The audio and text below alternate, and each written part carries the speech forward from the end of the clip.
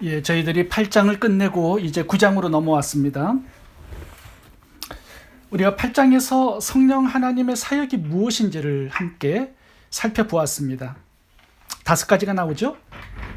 우리의 죄를 처리하시고 하나님을 아빠, 아버지로 부르는 친밀한 관계로 인도하시고 천국의 상속자라는 나의 가치와 신분을 바로 알게 하시고 또한 구원의 확신을 주시고 하나님의 사랑을 믿고 흔들리지 않게 하시는 이 5가지의 사역으로 우리를 인도하십니다. 그런데 여기가 끝이 아닙니다. 이제 9장에 와보시면 성령 하나님의 새로운 사역이 한 가지가 더 나옵니다. 그것이 무엇인가요? 이 전도의 사명입니다. 8장에서는 우리를 하나님과의 관계를 회복시켜 주시는 내적 사역을 하시는 거죠. 이제 9장에 와서는 외부 사역을 하십니다. 이웃과의 관계를 회복시켜 주시고 이웃 사랑의 열매를 맺게 하시는 이 전도의 사명으로 우리를 이끌어 가십니다. 그래서 성령 하나님은 들어오셔서 율법의 요구를 이루게 하세요. 하나님 사랑, 이웃 사랑, 이 2가지를 실천하면서 살 수 있도록 우리를 도와주시는 역할을 하십니다. 오늘 본문의 주제인 전도, 영혼 구원에 대해서 살펴보겠습니다. 성령이 들어오시면 우리를 인도하시는 방향이 분명하고 뚜렷합니다. 결론적으로 어디를 향하느냐? 영혼 구원의 사명을 향하고 있습니다. 성령 하나님이 우리 속에 들어오시면 반드시 영혼 구원의 사명으로 우리를 인도하시게 되어 있습니다. 이것이 성도들의 인생 방향이고 성령님이 들어오신 목적이고 우리를 구원으로 부르신 하나님의 목적이기도 합니다. 왜 성령 하나님은 우리를 이 전도와 선교의 방향으로 이끌어 주셔야만 할까요? 제가 그 이유를 8장에서도 설명했는데 하나님은 우리 성도들을 5가지의 관계로 우리를 이끌어 가십니다. 구원의 과정으로 우리를 이끌어 가세요. 미리 아시고 미리 정하시고 부르시고 의롭게 하시고 영화롭게 하신다. 이게 구원의 5단계입니다. 그런데 제가 어떻게 말씀드렸냐 하면 이 3번째 단계, 복음으로 성도들을 그리스도께 부르시는 이 단계는 하나님께서 하지 못하시는 단계라고 말씀드렸습니다. 그래서 성령께서 우리를 그 3번째 단계로 이끄셔서 그 사역을 감당케 하시는 것입니다. 복음으로 영혼들을 그리스도께로 부르는 이 영혼 구원의 복음의 책임과 사명을 우리들에게 맡겨주시는 것입니다. 그래서 성령께서는 우리와 그 3번째 단계, 그것을 동역하러 들어오신 것입니다. 성령이 임하시면 땅끝까지 복음을 전하는 정인이 되게 하신다. 이게 사도행전 1장 8절의 말씀이죠. 반드시 성령님은 그 방향으로 우리를 인도하시고 이끄신다라는 것입니다. 오늘 본문을 통해서 전도에 관한 3가지 교훈을 함께 살펴보도록 하겠습니다. 첫 번째, 전도는 잃어버린 영혼에 대한 고통이 있어야 합니다. 여기가 출발점입니다. 1절과 2절을 제가 읽어보겠습니다. 내가 그리스도 안에서 참말을 하고 거짓말을 아니하노라. 내게 큰 근심이 있는 것과 마음에 그치지 않는 고통이 있는 것을 내 양심이 성령 안에서 나로 더불어 전가하노니. 3절, 나의 형제 곧 골육의 친척을 위하여 내 자신이 저주를 받아 그리스도에게서 끊어질지라도 원하는 바로다. 이 8장 마지막에 보시면 사도 바울이 이렇게 고백하고 외친 구절이 있습니다. 누가 우리를 대적하리요? 누가 우리를 그리스도의 사랑에서 끊으리요? 그 어떤 것도 우리를 하나님의 사랑에서 결단코 끊을 수 없다. 그런데 이제 9장에 와보시면 그 확신의 외침이 고통과 근심으로 바뀐 것을 볼 수가 있습니다. 1절 보세요. 신음하고 고통하고 근심합니다. 3절을 보시면 동족의 구원에 대한 고통과 간절한 소원을 우리가 볼 수가 있습니다. 형제들이 구원을 받을 수 있다면 나는 그리스도께 끊어져 나가는 이 저주를 받아도 좋다. 이 굉장한 고백이라고 생각합니다. 우리가 구원을 받으면 구원의 감격이 반드시 생깁니다. 그런데 영혼 구원에 대한 간심과 고통, 소원도 함께 가지게 된다는 사실입니다.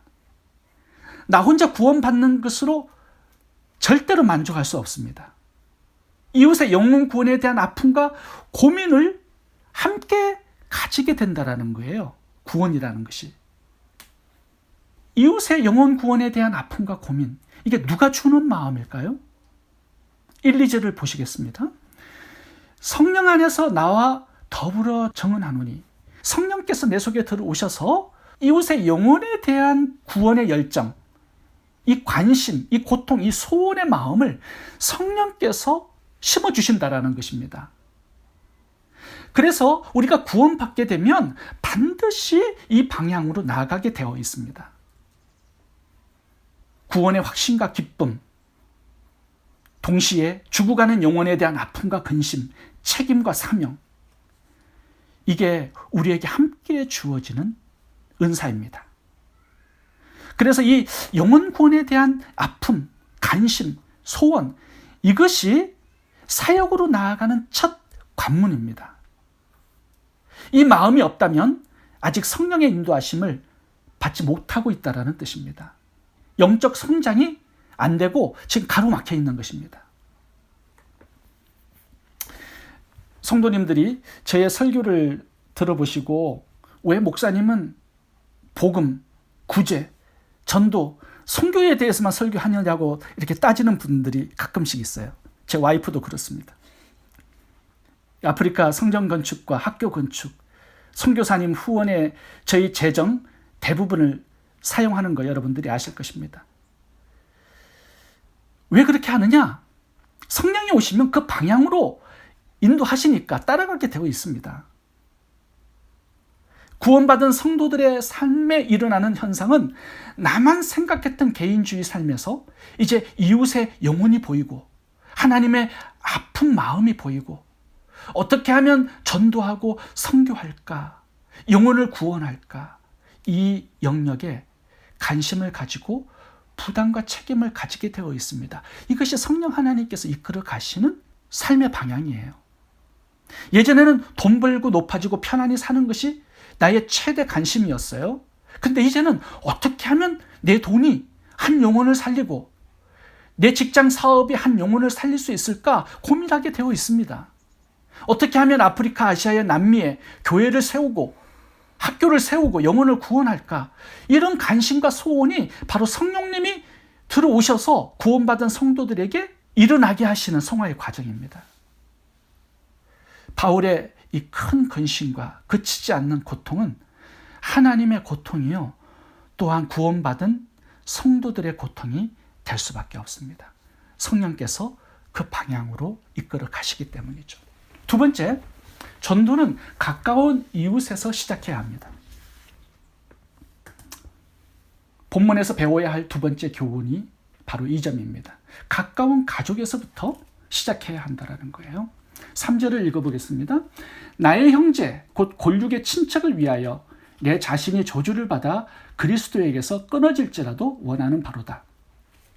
나의 형제, 내 골육의 친척, 이것은요, 전도의 첫 대상이 우리 가족, 가까운 이웃이 돼야 한다는 뜻입니다. 이것이 전도의 기본 원리입니다. 전도의 원리를 잘 설명한 구절이 사도행전 1장 8절 말씀인데요. 제가 읽어보겠습니다. 오직 성령이 너희에게 임하시면 너희가 권능을 받고 예루살렘과 온 유대와 사마리아와 땅끝까지 이르러 내 증인이 되리라. 여기에 지금 전도의 선교의 이 영역과 과정을 지금 설명하고 있는데요. 첫 번째는 예루살렘입니다. 예루살렘은 가장 가까운 가족이라고 말할 수 있습니다. 온 유대는 직장, 동료, 친구들일 수 있습니다. 사마리아는 고향 사람, 학교 선후배, 좀 멀리 있는 이웃이라고 말할 수 있습니다. 땅끝은 저희들이 선교하는 아프리카, 남미, 아시아와 같은 선교지라고 말할 수 있어요. 성령이 임하시면 이런 순서로 가정으로 우리를 이끌어 가십니다. 제일 가까운 우리의 가족과 가까운 이웃들에게 전도할 수 있도록 그렇게 이끄신다라는 것이죠. 그렇다면 나의 예루살렘은 어디일까요? 내 자녀, 하나님께서 나에게 보내주신 가장 가까운 전도의 대상자입니다. 배우자도 그렇고요. 직장 동료, 시부모. 내가 책임지지 않으면 누가 책임질 수 없는 사람들입니다. 그래서 이 가족과 가까운 이웃들을 전도하되 끝까지 포기하지 않는 것이 중요합니다. 이것이 전도의 또 하나의 원리예요. 기도하고 끝까지 포기하지 않으면 언젠가 하나님께서 전도의 열매를 주실 때가 반드시 오게 됩니다. 세 번째, 전도의 원리는 한 사람에게 초점을 맞춰야 한다는 것입니다. 한 사람을 전도하고 집중하는 것은 예수님의 전도 방법이었고 원리였습니다. 니고데모 한 사람, 수가성 여인 한 사람, 가늠한 여인 한 사람, 그라사 광인 한 사람, 삭개오 한 사람. 예수님께서 한 사람을 찾아가셔서 전도하시고 최선을 다하신 것을 우리가 사복음서에서 볼 수 있습니다. 누가복음 15장에도 이 전도의 원리가 나옵니다. 예수님은 잃은 양 하나를 찾아 나가시고 성령님은 잃은 드라크마 하나를 찾습니다. 하나님은 잃은 아들 하나를 기다립니다. 이 한 사람의 영혼 구원에 초점을 맞추는 것은 하나님께서 보여주신 전도의 원리입니다. 한 사람, 그리고 또 한 사람. 지금 기도하는 한 사람이 없다면 그 한 사람을 찾아볼 수 있기를 바랍니다. 오늘 4절부터 마지막 절까지 보시면 이스라엘이 왜 구원을 받지 못했는지 사도 바울이 그 이유를 알려주고 있습니다. 이스라엘 민족은요, 다른 민족들이 받지 못했던 8가지 엄청난 특권을 가진 민족이었습니다. 선민, 영광, 언약, 율법, 예배, 약속, 조상, 그리스도. 이 특권들을 받았음에도 불구하고 이스라엘은 하나님께 버림받았습니다. 사도 바울이 오늘 본문에서 왜 자기 동족이 이런 엄청난 특권을 받았음에도 불구하고 예수님을 믿지 못하고 버림을 받았는지 이해가 되지 않았어요. 그래서 동족의 구원의 문제를 놓고 하나님께 많이 기도를 했습니다. 하나님은 왜 이스라엘이 구원받지 못했는지 그 이유를 오늘 본문에서 설명하고 계십니다. 6절과 7절을 제가 읽어보겠습니다. 그러나 하나님의 말씀이 폐하여진 것 같지 않도다. 하나님께서 이스라엘을 버리지 않겠다라는 이 구원의 약속은 아직까지 효력이 있습니다. 그런데 이스라엘에게서 난 그들이 다 이스라엘이 아니요. 7절 또한 아브라함의 씨가 다 그의 자녀가 아니라 오직 이삭으로부터 난 자라야 내 씨라 불리라 하였으니. 지금 바울이 깨달은 것이 6절 후반부입니다. 이스라엘 백성이 되었다고 다 자동적으로 구원받는 것이 아니다라는 사실, 이걸 깨달았다라는 것입니다. 7절을 보시면 아브라함에게서 태어난 자손이라고 해서 다 자동적으로 구원받는 것은 아니다. 8절에 다시 한번 이 원리를 반복합니다. 단지 육적으로 태어났다고 해서 다 자동적으로 하나님의 자녀가 되는 것은 아니다. 다시 말하면 개인적으로 예수님을 믿고 영접해야 구원을 받는다. 이것이 오늘 본문의 핵심 내용입니다. 구원은 단체로 받는 것이 아니다라는 거예요. 민족적으로 받는 것이 아니다라는 것입니다. 개인적으로 한 사람 한 사람이 예수님과의 관계, 예수님을 믿고 영접해야 된다. 이것이 오늘 본문의 요점이에요. 아브라함이 예수님을 믿었기 때문에 구원받은 것처럼 아브라함의 자식으로 태어난다가 해도 구원은 자동적이지 않고 개인적으로 예수님을 믿어야 한다는 것입니다. 아브라함처럼. 9절에 보시면 이스마엘과 이삭을 예화로 들고 있습니다. 이 두 사람 다 아브라함의 자식으로 태어났어요. 그런데 이스마엘은 버림받았고 이삭은 구원받았습니다. 왜 그렇죠? 이삭이 개인적으로 예수 그리스도를 믿었기 때문이에요. 이것을 보면 아브라함에게서 났다고 해서 다 구원받는 것이 아니다라는 것을 알 수가 있습니다. 13절에서 에서와 야곱을 예화로 사용하고 있습니다. 이삭의 자식 중에 에서는 버림받았고 야곱은 구원받았습니다. 왜 그럴까요? 야곱이 개인적으로 예수님을 믿고 영접했기 때문입니다. 아브라함의 자식으로 태어났다고 해서 무조건 사랑받고 구원받는 것이 아니다라는 것이에요. 이스라엘 역사를 봐보세요. 지금 몇천 년간 흘렀습니다. 오늘날 이스라엘 유대 사람들이 구원받은 자가 많을까요? 아니면 버림받은 자가 많을까요? 대부분 다 버림받았습니다. 왜요? 예수님을 거절했기 때문이죠. 율법에 매달리고 있어요, 아직까지. 사도 바울이 구원에 있어서 중요한 진리를 오늘 본문에서 하나 깨달았습니다. 그게 뭐냐면 하나님의 아브라함을 통해서 이스라엘을 민족 단위로 선택하신 것은 개개인의 영혼을 구원하기 위한 선택이 아니었다라는 것입니다. 다시 말하면 이스라엘을 선택한 것은 사명적 선택이었지 구원적 선택이 아니었다라는 것입니다. 하나님은 이스라엘 민족에게 하나의 사명을 맡겨주셨습니다. 그들의 혈통을 통해서 예수님이 이 세상에 오시도록 하는 사명이었습니다. 예수 그리스도의 조상으로 쓰임받기 위해서 민족 단위로 선택을 하신 것입니다. 그런데 이 선택이 이스라엘 혈통을 가진 모든 사람들을 개개인의 영혼을 구원하겠다라는 것은 아닙니다.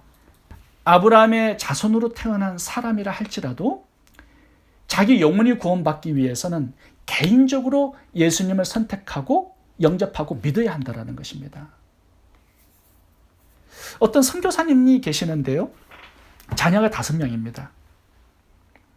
그런데 그 선교사님의 자녀 중에 2명은 예수님을 믿고 3명은 예수님을 안 믿어요. 선교사님 가정 전체가 아프리카의 사명으로 선택을 받아서 선교지로 오셨습니다. 그런데 3명의 자녀는 예수님을 믿지 않고 불신 자녀가 되었어요. 하나님께 버림받은 것입니다. 그 가족 전체를 하나님께서는 사명적으로 선택해 주셨다라는 것은 그들 가족 개개인을 구원으로 선택하셨다라는 말이 아닙니다. 구원은 개인적으로 예수님을 알고 믿어야 합니다. 하나님께서 샬롬 교회를 세우셨습니다. 복음 전파의 사명, 선교의 사명으로 이 교회를 선택해 주셨습니다. 우리 교회 안에 성도님들이 많이 계십니다. 그러나 그 개개인이 교회를 다닌다고 해서 교회에 소속되었다고 해서 자동적으로 다 구원받는 게 아닙니다. 구원은 개인적인 것이기 때문에 개인적으로 예수님을 믿어야 해요. 함께 예배 드린다고, 친교한다고, 큐티한다고, 새벽기도 한다고, 그 어떤 종교의식을 한다고 해서 구원받는 것이 절대로 아닙니다. 예수님을 모르면 구원받을 수 없고 천국 갈 수 없습니다. 구원은 예수님을 각자 개인이 알고 믿고 영접하는 극히 개인적인 사건임을 우리가 알아야 합니다. 제가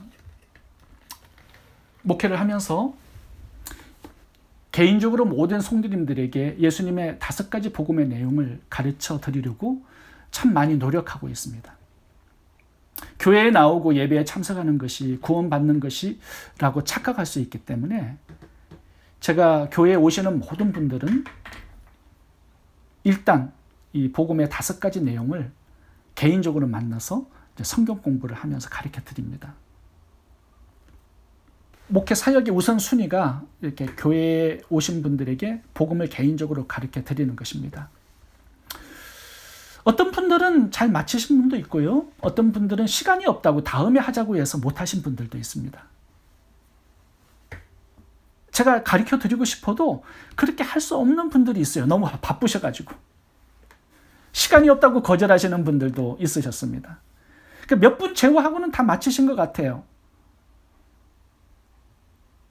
산호세 목장은 저희들이 2년 동안 가서 복음을 가르쳐 드렸고요. 기원이와 저스틴은 산호세 직장 끝나고 커피숍에서 만나서 성경 공부를 했습니다.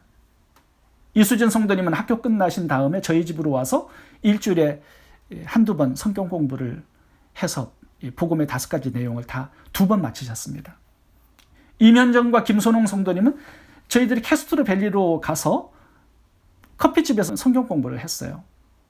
김선홍 자매님은 부활까지 공부를 잘 마치셨습니다.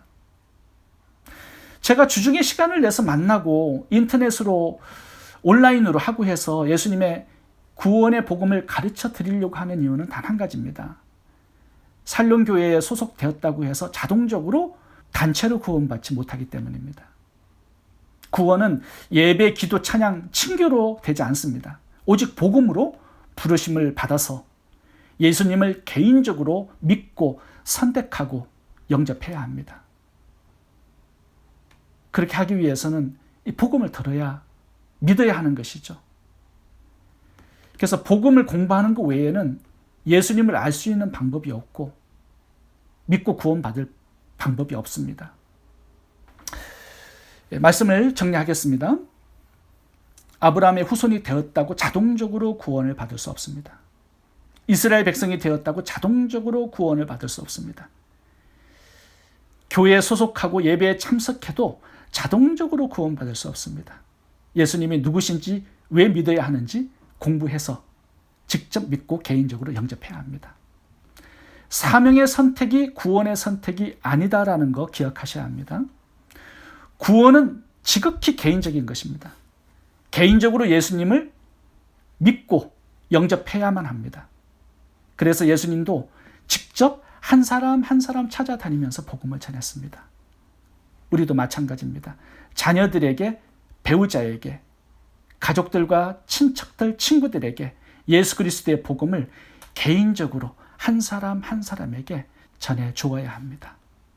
그렇게 해서 많은 사람들이 예수님을 영접할 수 있도록 복음의 책임을 다할 수 있기를 바랍니다. 기도하겠습니다.